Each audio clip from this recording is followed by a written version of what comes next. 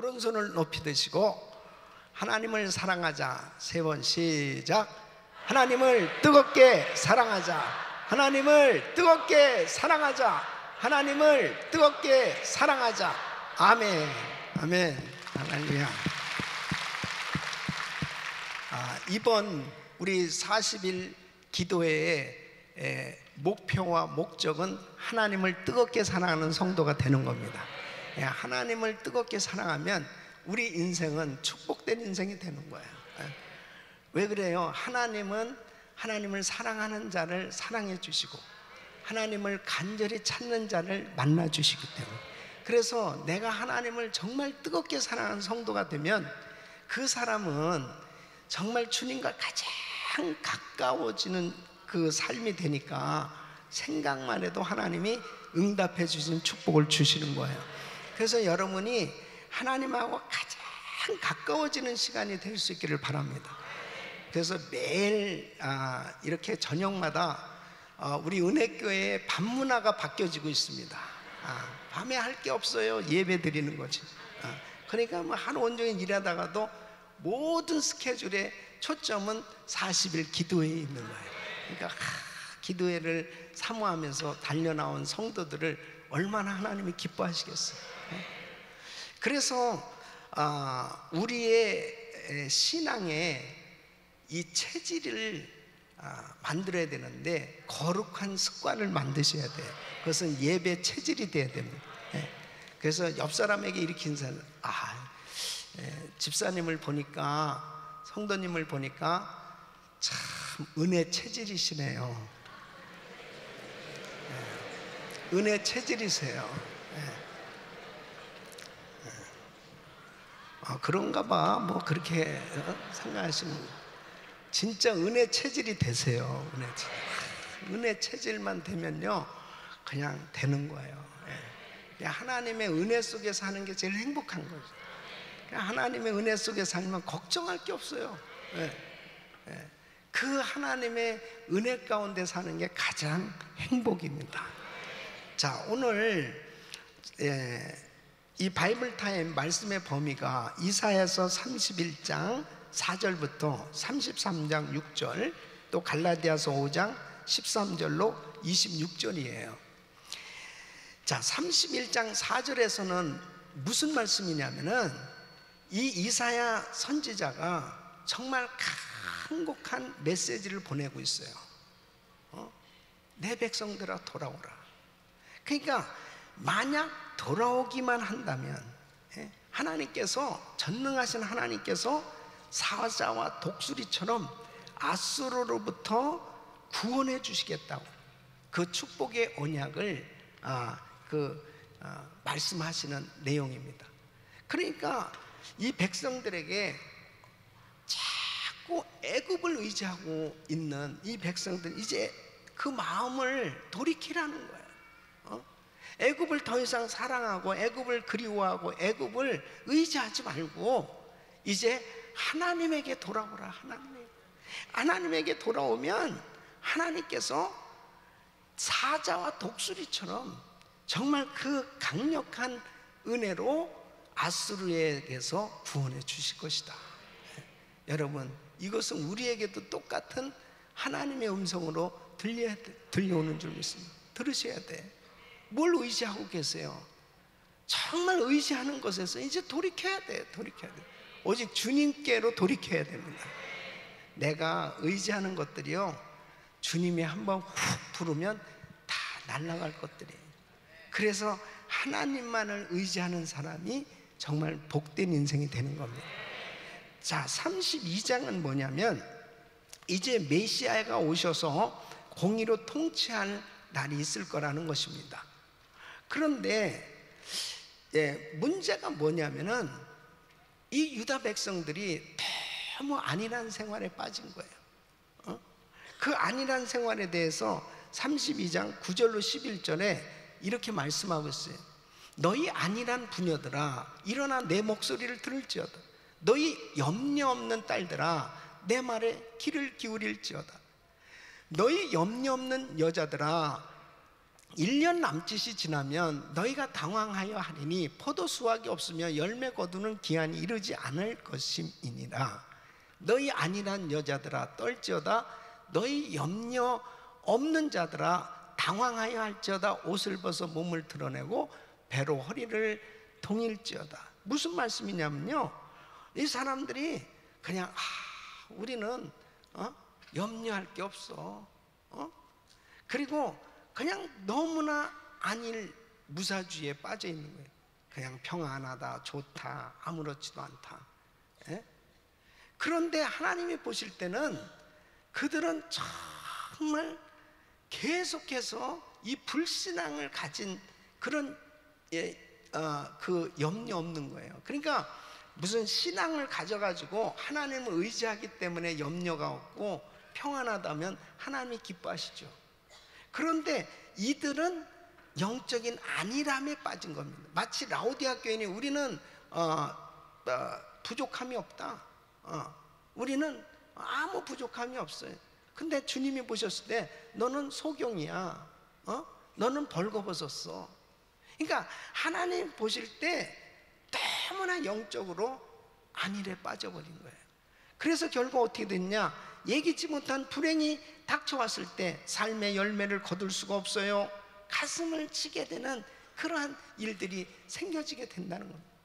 그러니까 사실 많은 사람들이요, 그냥 자 이렇게 살면서 그냥 편안하고 뭐 모든 게 좋다 그러면은 자기의 영적인 그 상태를 진단을 제대로 못합니다. 그게 라오디가 교인이잖아요. 진단이 안 되는 겁니다. 우리는 부족함이 없다. 예.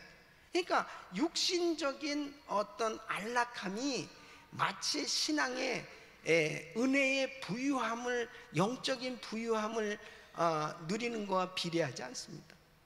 그러니까 결국 그 라오디아 교인들을 향해서 주님이 참 안타까워하시는 거죠. 이때 이 유다 백성들도 역시 마찬가지예요. 너무 안일에 빠져버린 거예요.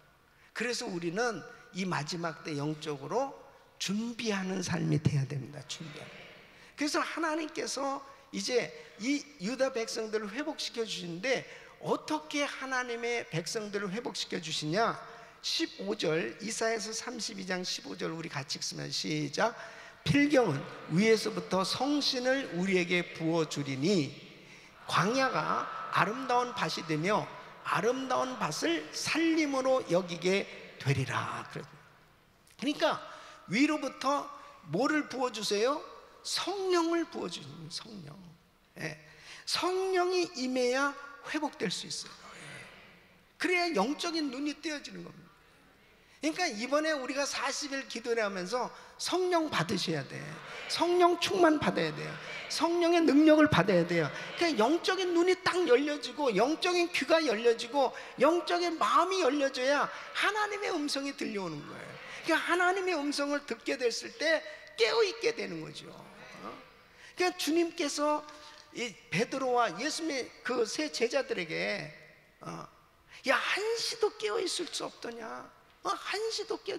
주님은 지금 이제 십자가를 지시고 얼마 안 있으면은 정말 말할 수 없는 고난을 당하셔야 됩니다. 그러니까 이 제자들은 주님에게서 무슨 일이 일어났는지도 제대로 몰라요. 그러니까 답답한 거죠. 답답한 거죠. 그래서 제자들에게 깨어 기도하라. 내가 시험에 들지 않도록 깨어 기도하라. 여러분, 만일 우리 성도님들이요 정말 깨어서 기도하는 성도만 되면 시험 들지 않습니다. 시험 들지 않아요. 딱 영적인 분별력을 딱 가지니까 주여, 이것은 벌써 나를 시험하는 거구나, 이런 문제가 있구나, 이런 것들 딱 분별할 수 있는데, 깨어 기도하지 않냐면은 어떻게 되냐면 그걸 분별을 못하고요, 그 마귀의 결국 공격에 그냥 넘어지는 거예요. 그래서 항상 준비된 삶은 깨어있는 삶입니다. 깨어있으면은 뭐 이렇게 대화를 하고 무슨 어떤 환경 속에서도요 벌써 딱 분별이 되죠. 이것은 별 도움이 안 되겠구나, 이것은 사탄의 소리다, 사람의 소리다, 하나님의 소리다, 이렇게 분별이 될 수 있어요. 그러니까 이 땅에는 하나님의 소리와 사람의 소리와 사탄의 소리가 공존하고 있어요. 그렇기 때문에 항상 내가 깨어 있어야 이걸 분별할 수가 있습니다. 그러니까 깨어 있지 못하면 사탄의 소리에 넘어가는 거고 사람의 소리에 무너지는 거고. 그러니까 하나님의 소리를 들을 수 있어야 되죠. 그러니까 이 유다 백성들이, 이 부녀들이 그냥 안일하게 살았던 거예요. 너무 안일하게. 그러다가 당황한, 예기치 못한 일을 딱 당하게 되니까 가슴을 치는 일이 생겨진다는 거예요. 이럴 때 해결될 수 있는 길이 딱 한 가지인데 뭐냐? 위로부터 내리시는 성령의 은혜를 받아야 돼요. 그래서 성령의 은혜를 받으면 광야가 아름다운 밭이 되리라 그랬습니다. 그러니까 광야와 같은 우리 심령도 하나님의 성령으로 채워지면 아름다운 마음밭이 되어지는 거예요. 성령 충만 받으면 사람이 달라집니다. 참 마음이 부드러워지고요, 마음이 그렇게 천사 같아요. 그런데 성령 충만하지 않으면 이 마음이 너무너무 강팍합니다. 그러니까 여러분, 이게 사람하고도 이렇게 대화를 딱 나눠보면 강팍한 사람하고는 대화가 막 벽에 대고 말하는 것 같고, 그 다음에 답답함을 느끼죠. 그런데 성령 충만한 사람은 이렇게 영적인 기운이 느껴질 수 있죠. 그 마음이 참 부들부들해집니다. 그래서 이 목사님도 항상 성령 충만해야 돼요. 그렇지 않으면 목사가 독사가 되는 수가 있습니다. 그래서 여러분을 향해서 팍팍 그렇습니다. 근데 성령 충만하면요, 정말 모든 사람이 이뻐 보여요. 그거 그렇게 좋아요. 사람들이 그렇게 성도님들 보면 그냥 다 너무너무, 왜 이렇게 귀한 사람들이, 이렇게 아름다운 사람, 좋은 사람, 귀한 사람들을 하나님께 보내셔서 그러고 너무 행복해. 근데 자신이 성령 충만하지 않으면 전부 짐승들로 보여져요. 전부 사나운 짐승같이 보여요. 그러니까요, 문제는 누구에게 있느냐? 자기에게 있는 거예요. 내가 위로부터 성신으로 충만함을 받아야 돼. 그러면 광야가 아름다운 밭으로 바뀌어져요. 우리의 가정도 아름다운 밭으로 바뀌어져요. 우리의 심령도 아름다운 밭으로 바뀌어져요. 그러니까 야곱이 자기가 환독뼈가 부러지는 것 같은 그런 하나님과 씨름하며 정말 야곱이 이스라엘로 바뀌어지는 성령 충만한 은혜를 받게 됐을 때 환경이 다 바뀌어진 거예요. 그러니까 우리 40일 기도하면서 정말 중요한 것은 내가 변화받아야 된다는, 내가 변화받아야 돼. 내가 하나님의 영으로 충만하고 깨어서 기도할 수 있는 준비된 삶이 돼야 된다는 거예요. 그래야만 우리는 정말 이 마지막 때에 영분별을 하고 하나님 앞에 승리하는 삶이 되는 줄로 믿습니다. 이 33장은요, 지금 33장 이 6절까지는 뭐냐면 하나님의 은혜를 간구하는 기도입니다. 그래서 2절 말씀 보면 그랬습니다. 여호와여, 우리에게 은혜를 베푸소서. 우리가 주를 앙망하오니 주는 아침마다 우리의 팔이 되시며 환난 때에 우리의 구원이 되소서. 그래서 이사야는 하나님께, 하나님의 이 백성들에게 긍휼을 베풀어 주셔서 이 유다를 괴롭힌 이 아수르를 하나님께서 정말 그렇게 징계해 주시고 유다를 구원하여 주시옵소서, 이렇게 간절히 기도하고 있습니다. 왜요? 이사야는 앞으로 될 일을 너무나 잘 알고 있는 거예요. 앞으로 어떻게 될 일을 훤히 알고 있으니까 그렇게 간절히 기도하는 겁니다. 여러분, 우리가 이렇게 40일 기도하는 가운데요, 하나님께서 이제 앞으로 될 일을 이사야 선지자처럼 우리가 이 이사야를 참 이 40일 기도해야 하는 동안에 이렇게 이사야서를 한번 전체적으로 쭉 뚫어 할 수 있는 것은 참 큰 은혜입니다. 물론 이제 매 금요일마다는 또 한 장씩 자세하게 또 계속 또 공부하겠지만은 이렇게 전체적으로 한번 쭉 이 66장까지 이렇게 살펴볼 수 있는 것은 큰 은혜예요. 그러니까 이사야 선지자를 통해서 앞으로 될 일을 하나님은 다 보여주셨어요. 그러면서 이 백성들한테 계속 호소하고 있는 겁니다. 이 말씀은 우리에게도 마찬가지예요. 하나님은 하나님의 종을 세워서 계속 말씀을 주실 때 그 주의 음성을 들어야 된다니까요. 그러니까 그 앞으로 될 일을 알으니까 이사야 선지자가 하나님 앞에 은혜를 구하는 거예요. 이 유다를 하나님 살려주세요. 하나님 구원해 주세요. 회복시켜 주세요. 여러분, 우리 가족이 아직도 구원받지 못한 사람, 우리 자녀들이 아직도 은혜 받지 못한 아이들, 아직도 남편이, 아내가, 부모님이, 또 우리 주변의 이웃 가운데 구원받지 못한 사람은 너무 안타깝잖아요. 우리는 이미 은혜를 받고 이렇게 신앙생활 하니까 구원이 뭔지, 천국과 지옥이, 그리고 하나님 말씀이, 이 모든 것들을 다 알아요. 그러나 영적으로 죽어버려 있는 상태에, 구원받지 못한 상태에 있는 사람들에게 일어날 앞으로 되어질 일은 우리는 너무나 잘 알잖아요. 그들은 지옥입니다. 아무리 내 육신적으로 가까운 가족이라도 지금 주님을 알지 못하면 지옥 아니에요? 그 앞으로 될 일을 아는 사람이라면 중보기도 안 할 수가 없는 거죠. 또 우리 주변에 같은 가정교회 식구들 가운데 신앙생활 제대로 하지 못하는 사람들이 있을 때 어떻습니까? 안타깝잖아요. 이번에 GTD 188기가 이번 주일 저녁부터 열립니다. 그러면 벌써 TD를 다녀오신 분은 그걸 경험을 하셨으니까 이렇게 딱 벌써 안 다녀오신 분을 보면 참 갔으면 너무너무 좋겠다, 이게 저절로 소개를 하게 되죠. 왜? 나는 경험을 한 사람이니까. 그럼 경험하지 못한 사람은 그 입장에서는 되게 괴롭히네 정말. 조금 가까이 해줬더니 그냥 이렇게 되게 그냥 요구하는 게 많네 이거. 교회를 다른 데로 가버리든지. 야, 이거 되게 힘드네 이거. 왜 이렇게 조금 이렇게 친절하게 해줬더니 아주 그냥 잡아먹으려고 그러는구만. 그러면서 그렇게 튕기잖아요. 근데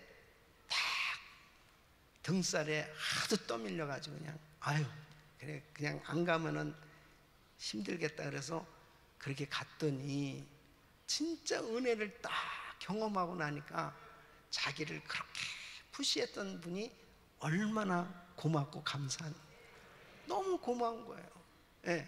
그 은혜를 알고 나서 보니까 너무 고마운 거죠. 제가요 대학 다닐 때까지 내 예수를 안 믿었잖아요. 근데 우리 후배 그 자취방에 이렇게 내가 이제 방문하고 그랬어요.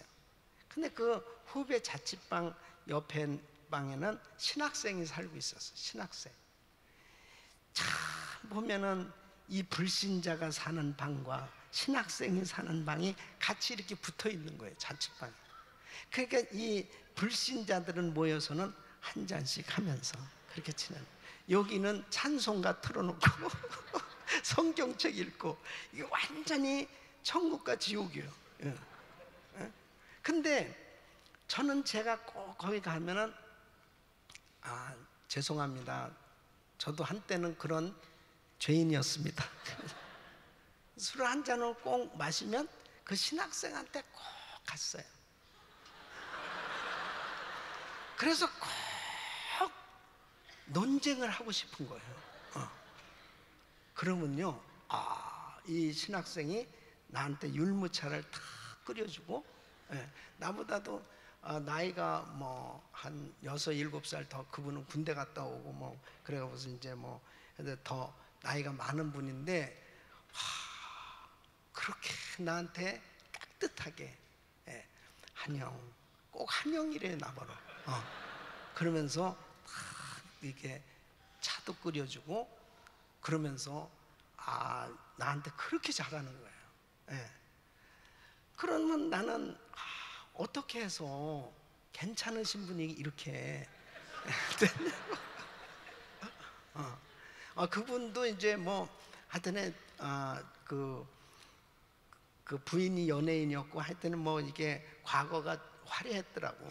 근데 이제 어쨌든 자기가 목사님 아들로 삐딱하게 나가다가 정말 죽을 병에 걸렸다 하나님 만나서 고침받고 이렇게 총신에 가게 됐습니다. 그것을 이제 그 자기 간증을 하는데 나는 그 간증을 들으면서 그렇게 그 사람이 불쌍한 거야.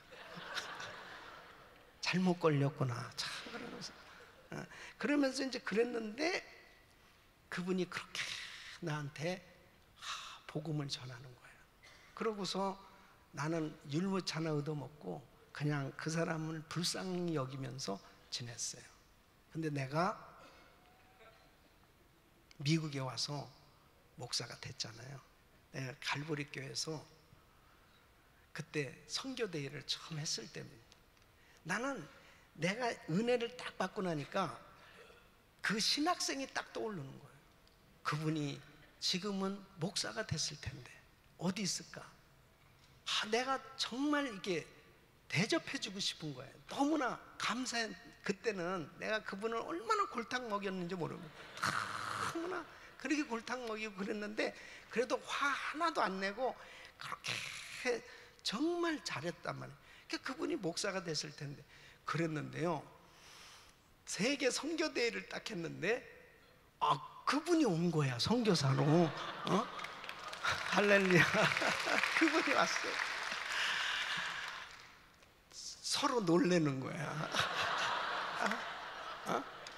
나는 그 교회 담임 목사가 됐고 그분은 이 러시아의 선교사가 된 거예요.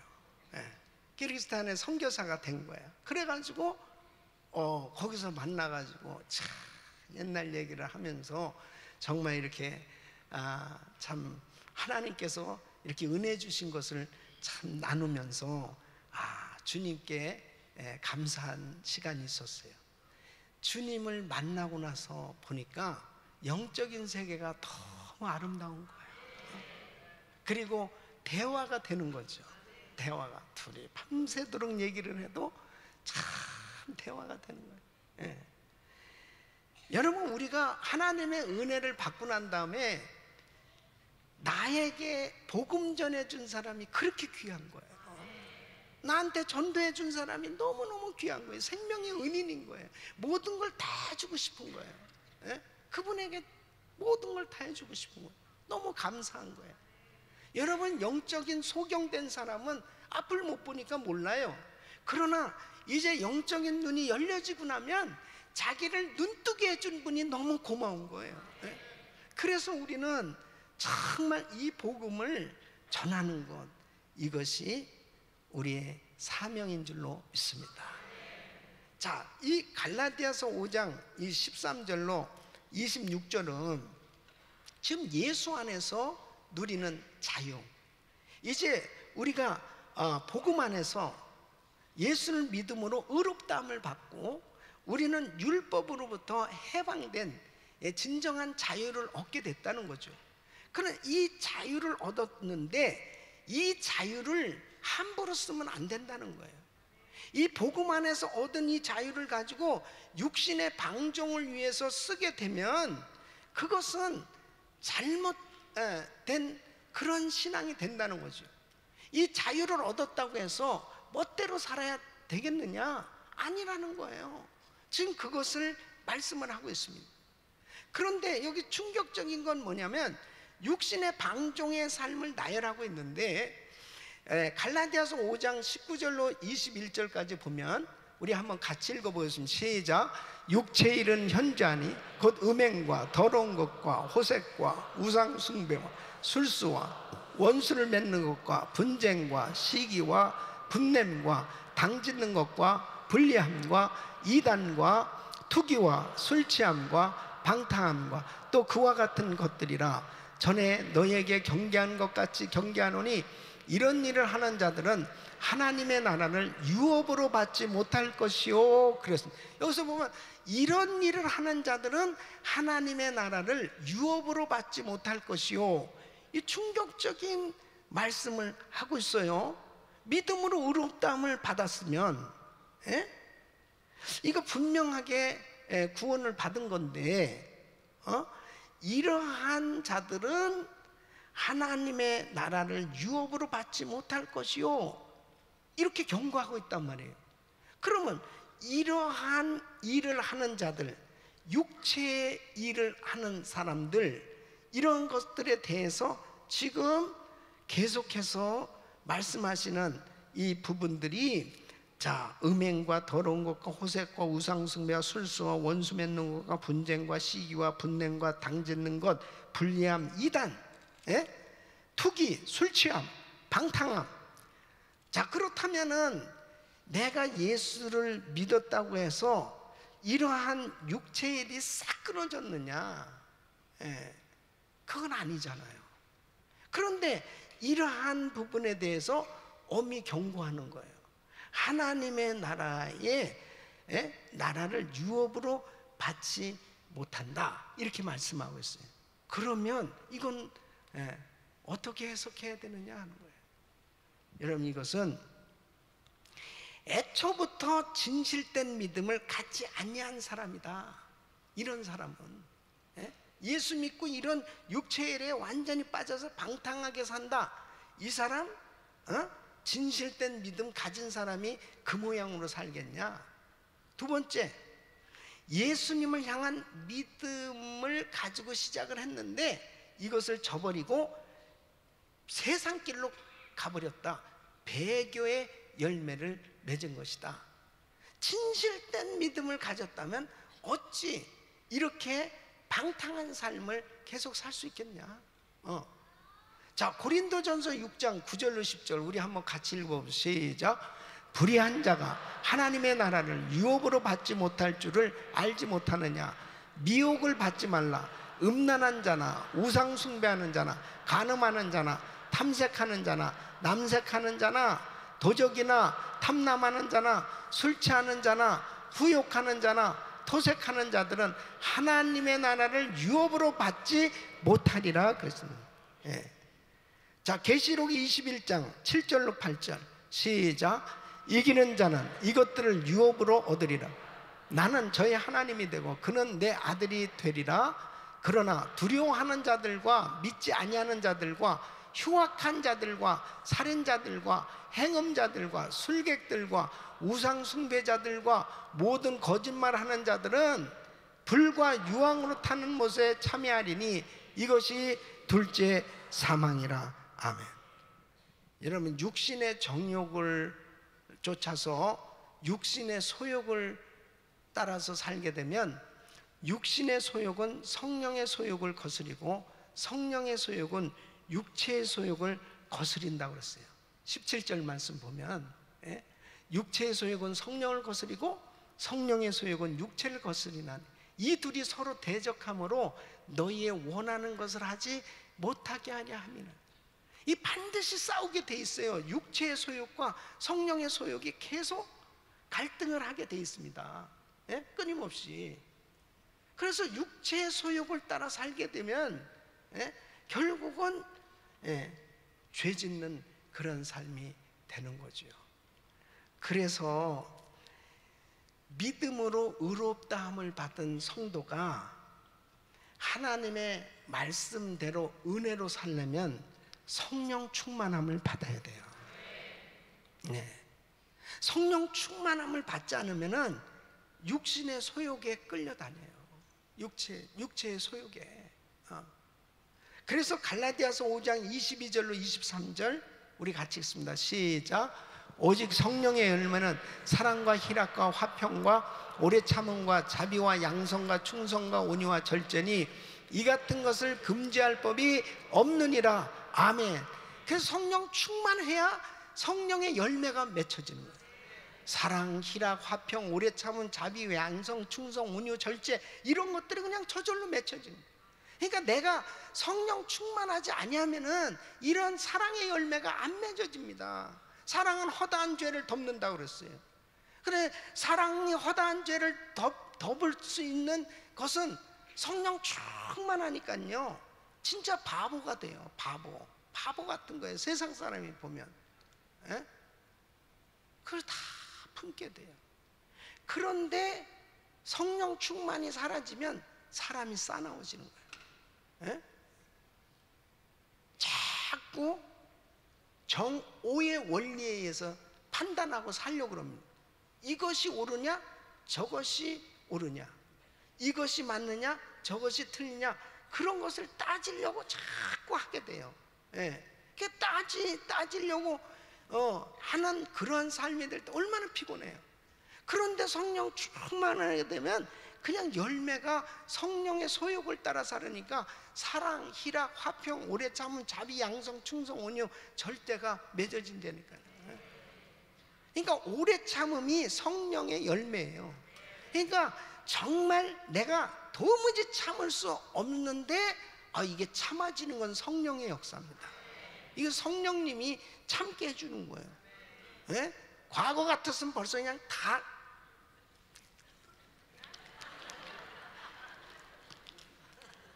했어.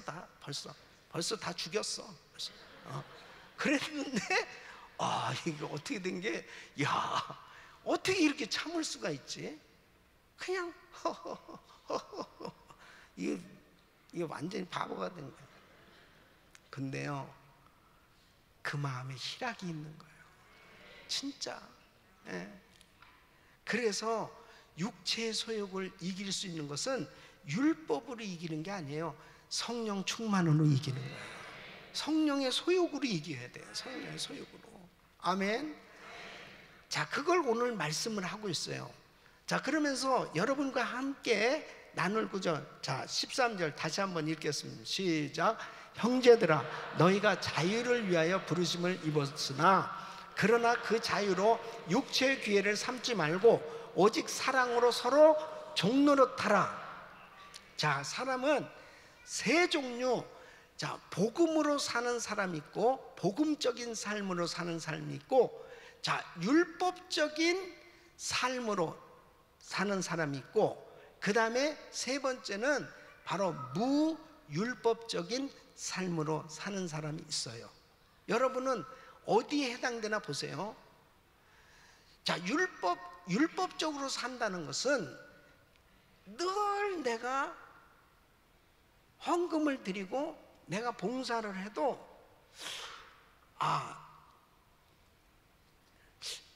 이 정도면 될까? 이 정도면 될까? 항상 부담이고 불안하고, 그리고 예배를 안 드리면 큰일 날 것 같고, 마치 이거 벌 받을 것 같고, 막 이게 늘 항상 불안해요. 안정되지가 않아요, 신앙생활이. 예? 이게 율법주의적인 삶입니다. 그러니까 다른 사람을 보면서도 판단이 계속 되는 거예요. 저 사람은 되고 저 사람은 안 되고, 저 사람 저렇게 살면 안 되고 저렇게. 그러니까 자기만 시달리는 게 아니고 다른 사람까지도 자꾸 율법적으로 보니까 너무 불편한, 이게 율법적인 삶입니다. 무율법적인 삶은 뭐냐면, 율법에서 이제 우리는 해방됐어. 해방됐기 때문에 이제 율법은 폐지되었으므로 마음대로 살아도 된다는 생각을 갖는 거예요. 그러니까 이제 구원받았으니까 나는 자유한 거야. 그러니까 내가 이제 뭐 굳이 꼭 그렇게 기도도 그렇게 애써서 할 것도 없고, 이게 막 방종하는 그런 생각이 들어오는 겁니다. 그러니까 이 무율법주의적인 삶을 살게 되어지면은 죄 짓는 그런 일들이 너무 많이 생겨지는 거예요. 예. 윤리적인 부분이 무너질 수도 있어요. 예. 그러니까 보세요.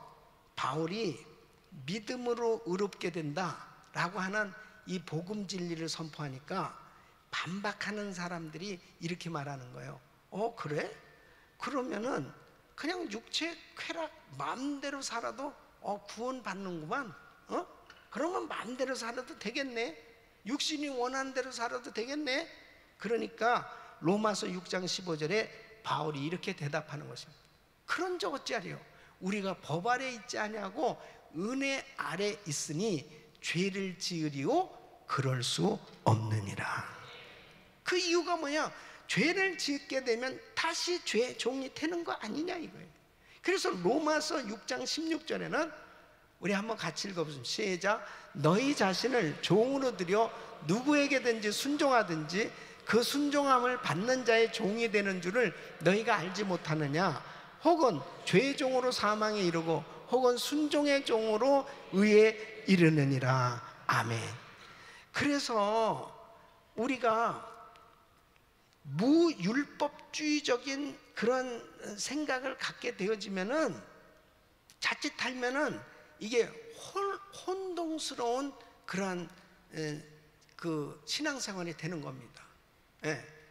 율법주의자들은 율법을 지킴으로 의로워진다고 그러니까 그 율법에 묶이니까 자유함이 없는데, 무율법주의로 사는 사람들은 그런 것들은 다 해결됐기 때문에 이제 우리는 그냥 얼마든지 그냥 자유하게 살 수 있다라고 하는 생각 가운데서 무분별한 그러한 삶이 되어지는. 그런데 그런 일들이 너무 많아요.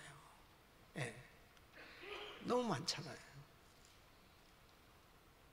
간음하고 도둑질하고 거짓말하고 그냥 뭐 방탕하고 그러면서도 난 구원 받았으니까 난 자유한 거야. 이런 식으로 살아가는 사람들이 많잖아요. 그래도 되느냐 하는 거예요. 그거는 무율법주의적인 삶이에요. 잘못된 거죠. 그래서 자, 10계명 예를 들어 볼게요. 제1계명이 뭐예요? 하나님 외에 다른 신을 두지 말라고 그랬어요.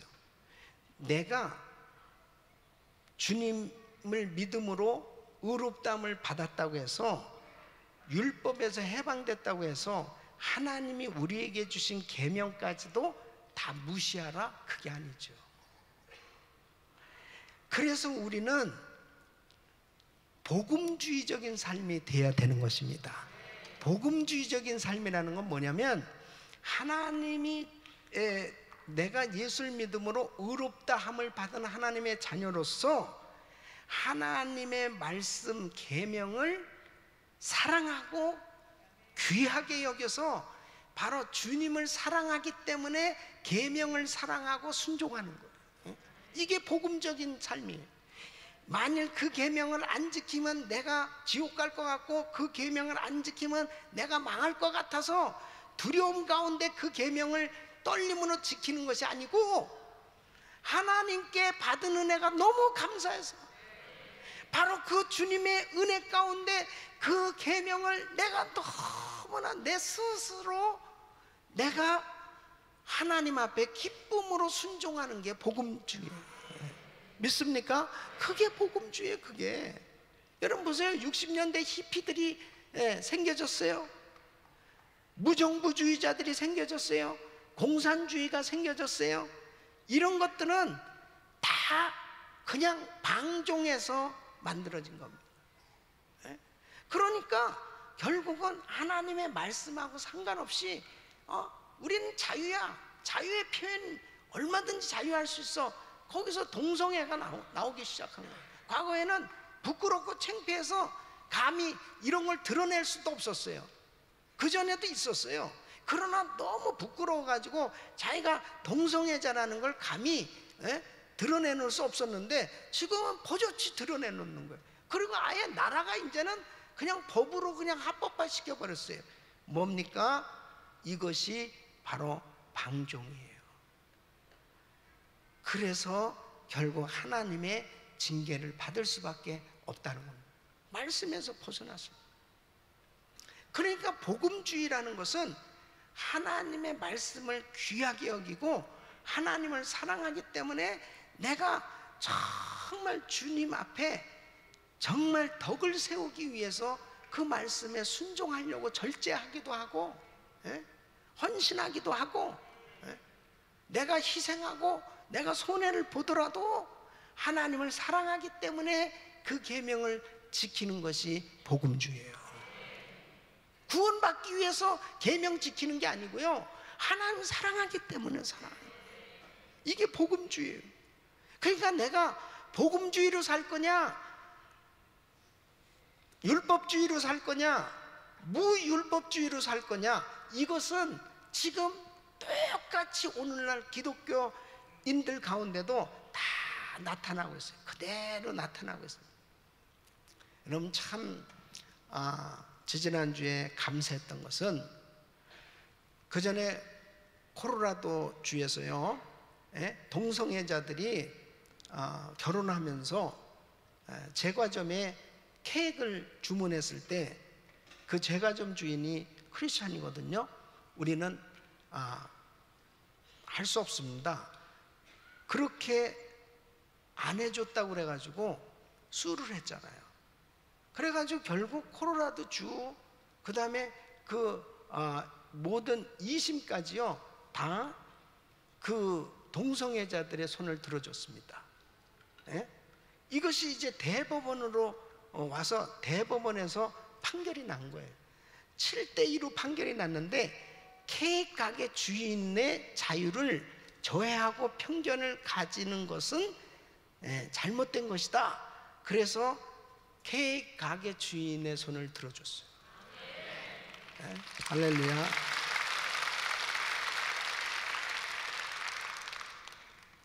그래서 참 신앙을 가진 그런 성경 말씀을 아는 이 대법원 판사들이 있다는 게 얼마나 감사한지 몰라요. 그래서 사실 트럼프 대통령이 되면서 닐 고서치 대법원 판사가 이렇게 임명이 됐거든요. 그러면서 이게 보수가 그만큼 더 수가 많아졌어요. 그러니까 바른 판단이 만들어진다는 게 얼마나 중요한 건지 몰라요. 너무너무 중요한 거예요. 기가 막히잖아요. 아니 뭐 가게 주인인데 안 팔 수도 있는 거지. 그럼 만일 이게 지금